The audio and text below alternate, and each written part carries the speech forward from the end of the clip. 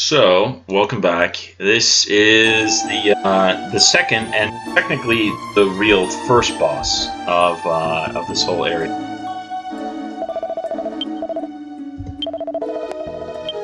This one's going to be fun. It's also pretty simple and basic. Being level 5 now, I have a couple extra attacks. Same thing. Eris and Maribel will pretty much be functioning in the same capacity that they were before. Sap is it really. There's nothing much special to do. I still keep Hank. This battle is definitely doable at level 2, but again, no items. So, yay, Hank's active. So now I can use Blaze, making this go a little bit faster since I can then actually output a little bit more damage. Getting a little bit used to the controls, so it's going a little bit faster than it was before. Just not really my standard.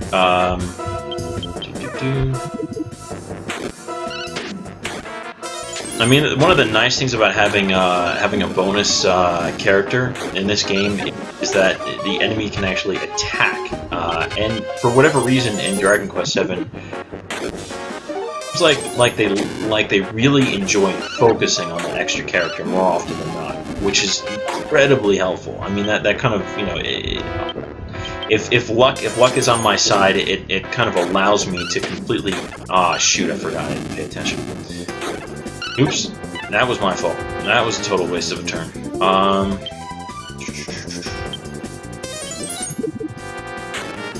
Ouch. Ouch. But,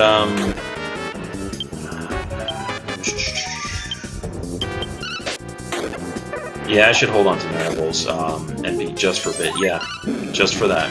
For his, the moments where his defense returns to normal. Now we can sap him again.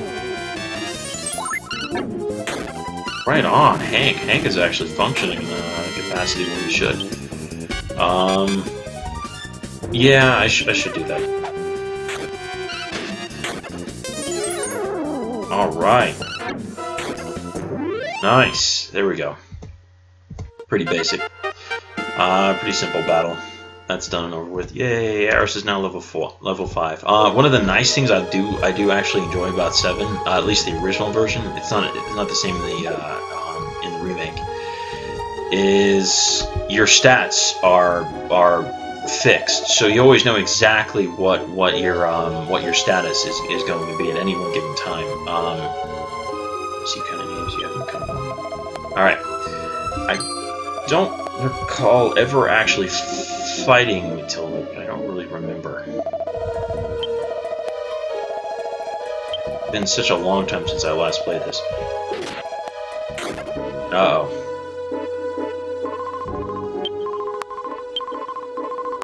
Yeah, this is one of the saddest storylines in, That's right, you do kind of, sort of fight.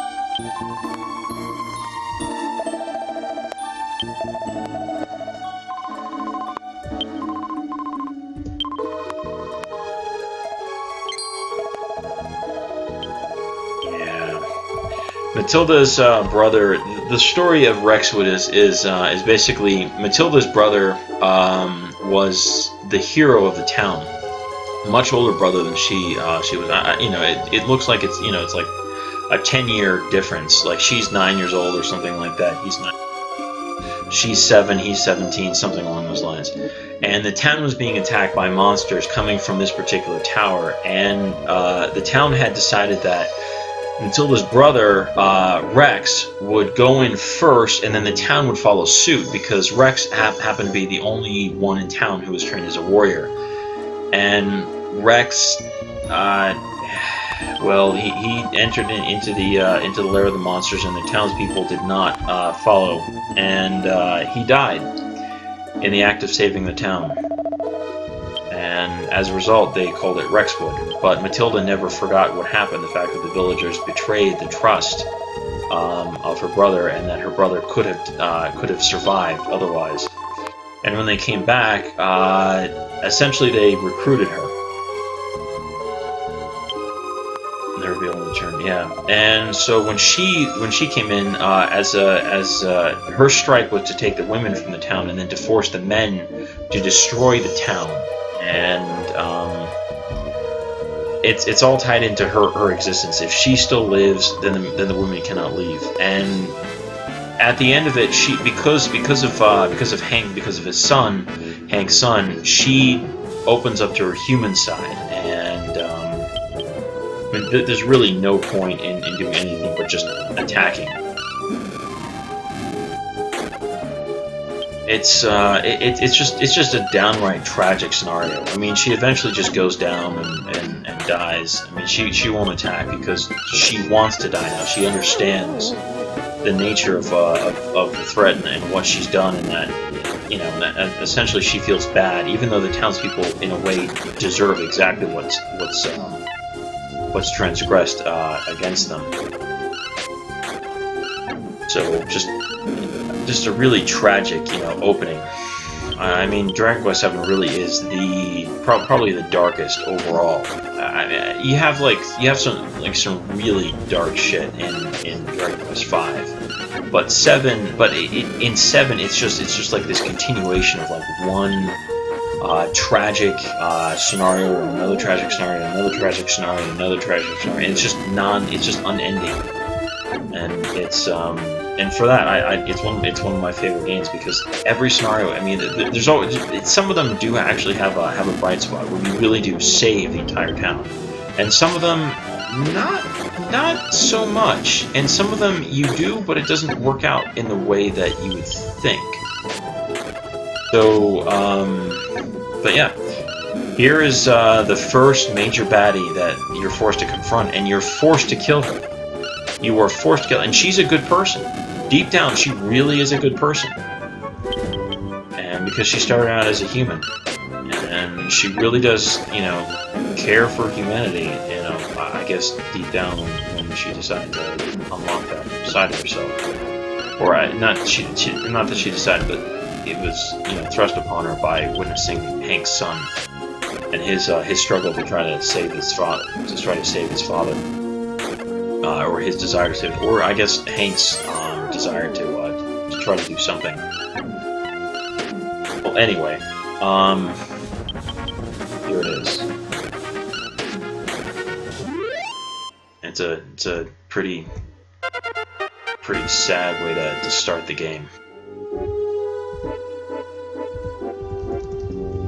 And you definitely gained some stats for that.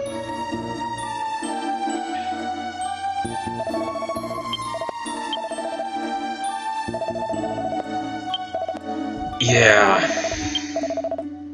she does deserve better than this.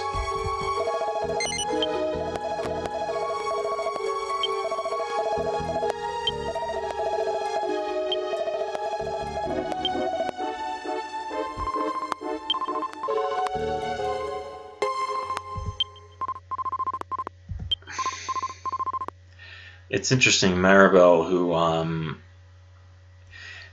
acts like this snotty, snot-nosed brat, is actually, she actually does have a really big heart, and she does show care. It's almost like her defensive mechanism is being such a brat and being such a spoiled, kind of bitchy mood, you know, now and again. But it's not really who she is. I mean, she really does genuinely have goodwill. And she really does genuinely care for other people, and she really does go out of her way, even when she complains about it. She just does it when when it comes down, when in the moment, when it really counts. And it's one of the reasons why I've always liked her as a character. It's one of the reasons why she's my favorite girl character in the Dragon Quest series. Not in every series. I guess in Final Fantasy it would probably be Celi's, but that's...